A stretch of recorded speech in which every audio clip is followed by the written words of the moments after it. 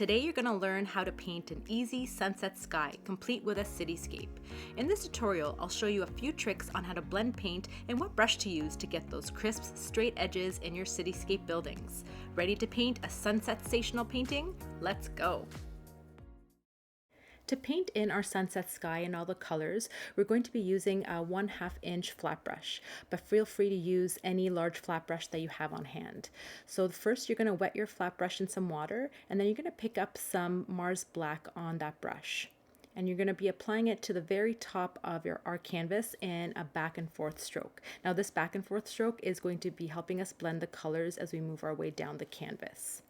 So you're just going to add that black just to the very top, and we're going to be using this to darken our blue. So now without cleaning off our brush, we're going to be picking up some of that phthalo blue on our brush, and we're going to apply it just below the black, and then we're going to blend it back up to go over that black. And what it's going to do is going to be creating an even darker version of that phthalo blue right at the top of our canvas. And this method of having two paint colors on your paintbrush at one time is called double loading, and it's an easy way to blend two colors together on canvas. So again, don't clean off the black off of your brush and just pick up that phthalo blue right away without cleaning it off. And this is going to help you create that darker blue at the top of the canvas.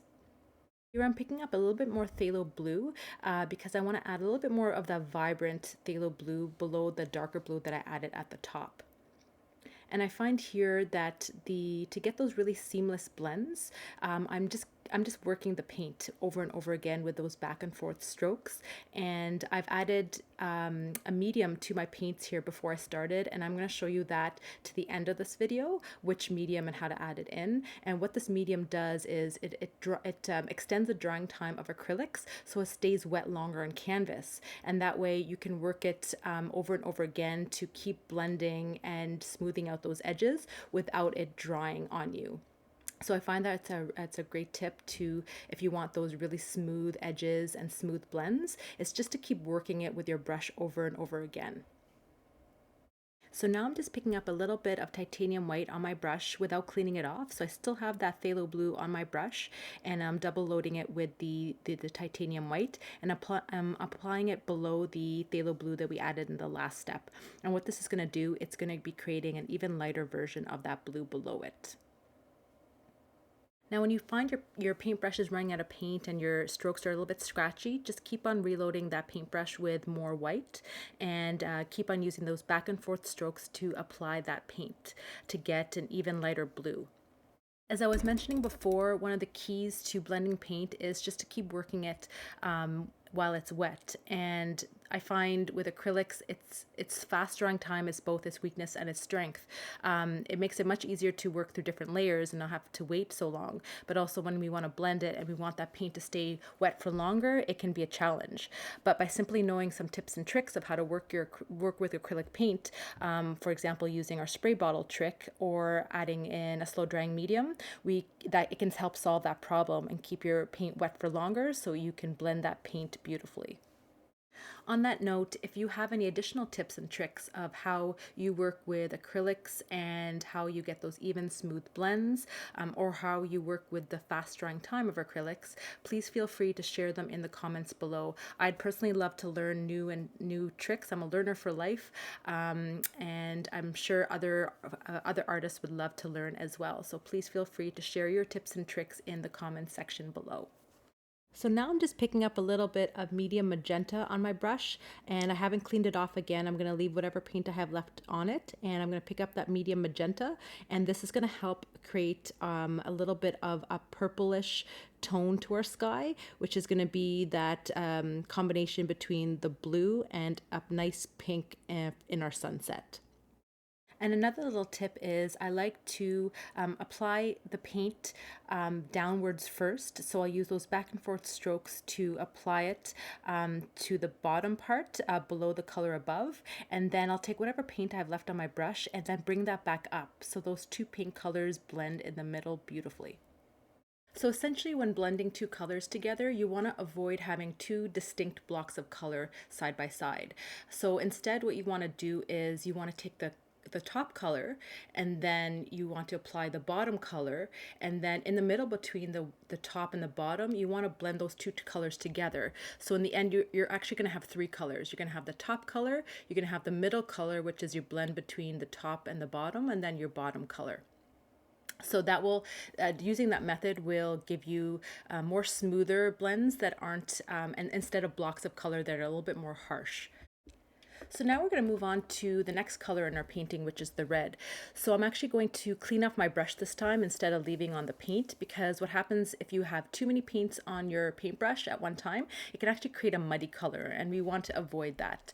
So I have a clean brush, and I'm just picking up a little bit of that red on my brush, and I'm going to add it below the pink. So I'm going to use the same concept here. I'm going to apply it below the pink, and I'm going to bring that color down, and then I'm going to bring it up. And then we're going to have pretty much a mix between the red and the pink in the middle of those two colors. And that's going to give us that really nice, even looking blend. Another tip I've learned when blending paint together to make your blends really seamless is to use a special brush called a mop brush. Now, I haven't used it in this tutorial here, but I think I'm going to make one specifically for blending paint in the future, because I think it's really worthwhile for anyone learning how to paint with acrylics. But in a nutshell, you would use this mop brush, and you would use it dry, and you would just dry brush over your blends, and that just smooths the lines, the harsh lines out, and it works really beautifully. So yeah, I think I'm going to create another tutorial just on blending paint, and I'll show you all the tips and tricks I've learned so far. So stay tuned on this channel for that. So next I'm just going to grab a little bit of that yellow on my brush without cleaning it off. So I had still a little bit of the red on the brush, and then I went ahead and picked up the yellow on it, and I'm just applying that yellow below the red. And what this is going to do, it's going to be creating an orange color. So it's a mix between the red and the yellow, and that's going to give us that blended look between the red and the yellow. And we're going to be using the same back and forth strokes to apply that yellow paint and get that orangish color. And then you're going to pick up more of that yellow paint and keep on adding it onto your canvas. And so in the end, with our gradients, we're going to have from top to bottom, we're going to have a dark blue at the top, followed by the phthalo blue, then the light blue, then a purple, and a pink, and a red, an orange, and finally a yellow at the bottom. If you're curious in terms of which paint brands I'm using the Liquitex Basics line here, but I've also used in the past for the sunset painting.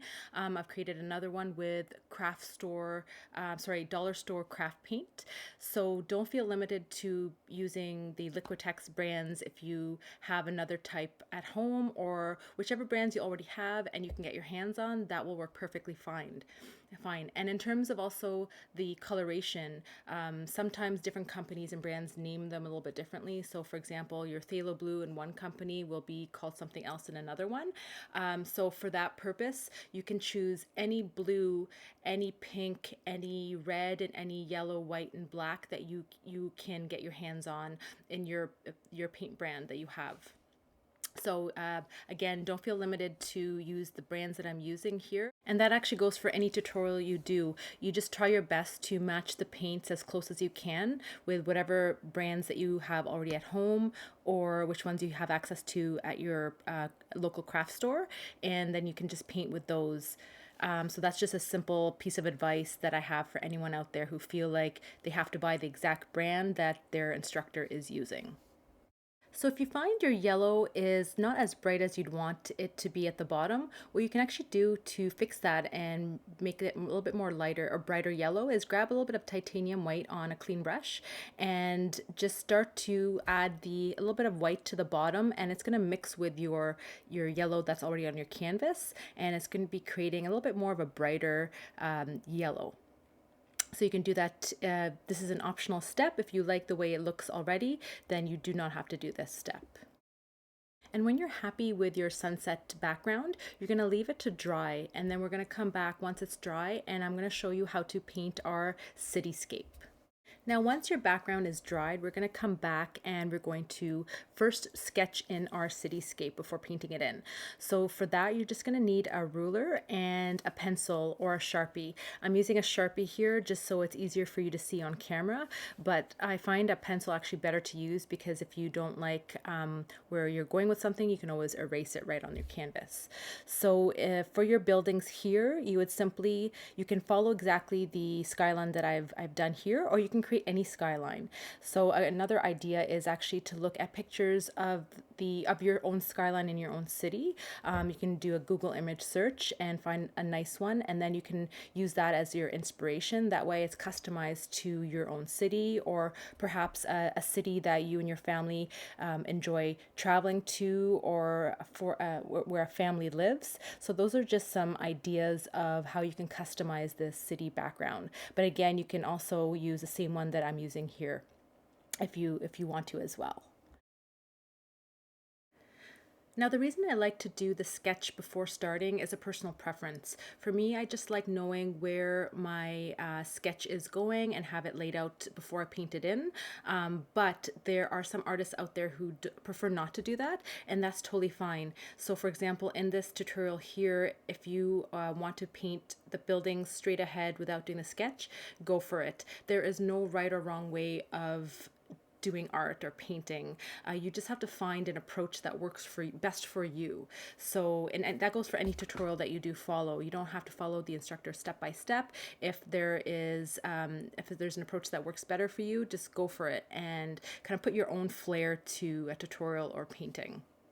Another thing to keep in mind when creating the city skyline is I make sure at the most bottom part of my skyline, I like to make sure that there's still some yellow that's showing through, because once you paint this in, it's going to block out a lot of that bottom portion of your canvas. So I make sure that there are some portions in that skyline that I can see the yellow come through, so we have a nice gradient of all the colors in our background showing in the end.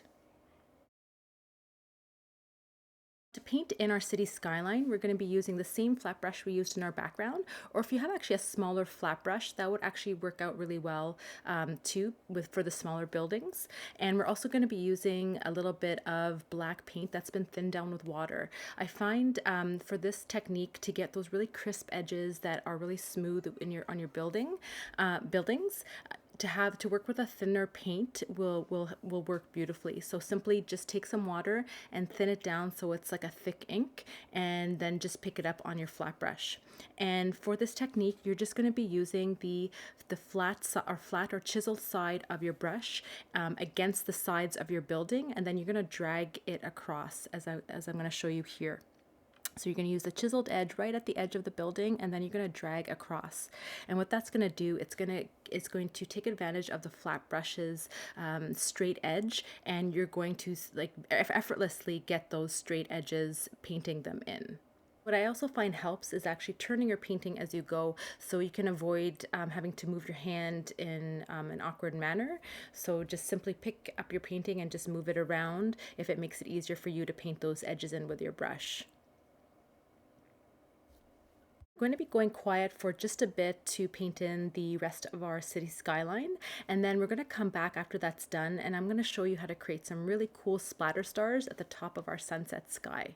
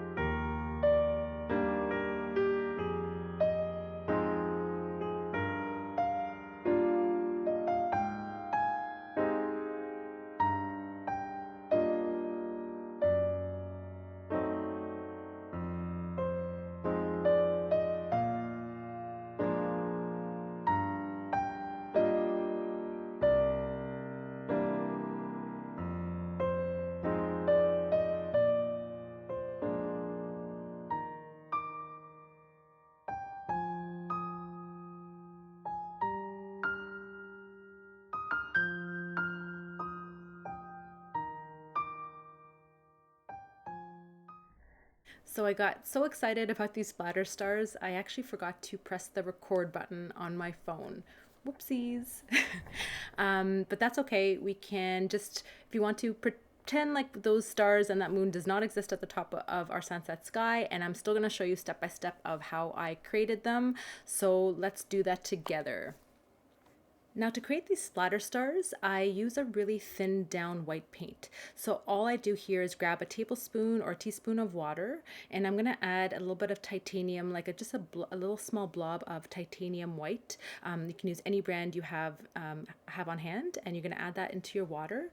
And you're just gonna use your paintbrush, and you're just going to gently mix it together until it's well mixed and it's like a thin white liquid. And the thinner the paint, the better or easier the flicks or the splatters are going to be on your canvas.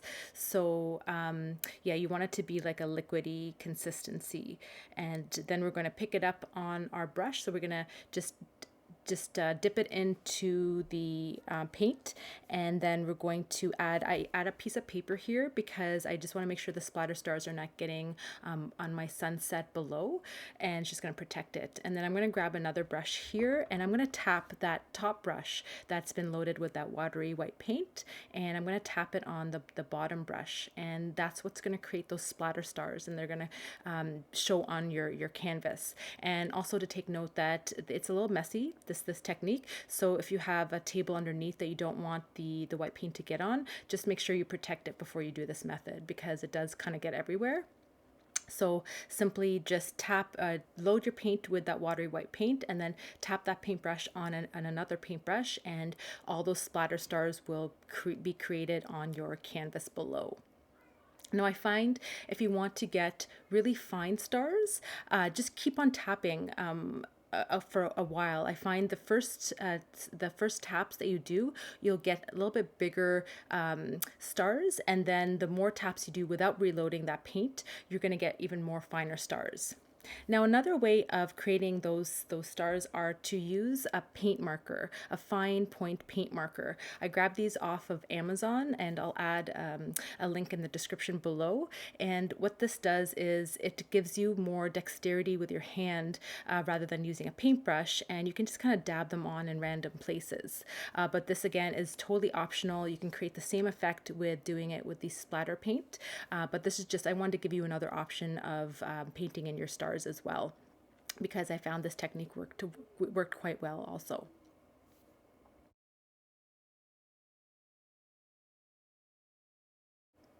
Now for the final step of our painting, we're going to paint in our moon. Now I'm using the paint marker to draw and paint in my moon, but you can also use a fine or small round brush if you have one, and some white paint, some titanium white paint, to paint in your crescent shape for your moon. Now once that's filled in and your white paint is still wet of your moon, I like to grab a little Q-tip and dab or lift some of that white paint off, and what that does, it creates the effect of those moon craters on the moon and gives your moon a little bit more dimension and interest. So but again, that's optional, and you can just leave it plain white, and that's totally fine too. But I find adding that little bit more extra texture and the effects of the moon crater just give it something a little bit extra. So I like doing that as well. As mentioned at the beginning of this video, I want to share a product that I like to use to make blending of the sunset colors much easier to do on canvas. I use this product called Golden Gloss Liquid, which is essentially a medium that you add or mix directly into your acrylic paints, and it extends the drying time of acrylics. And as a bonus, I find that it actually brings out the color and the vibrancy in your paints because it gives that a slight glossy sheen. I've added it here to all my paints, but it's an optional step. It just makes it much easier to blend your paint on canvas. I'm going to add a link in the description below so you can check it out. And there you have it, a gorgeous sunset sky complete with a fun cityscape. I hope you enjoyed this tutorial and learned something new that enriches your painting journey.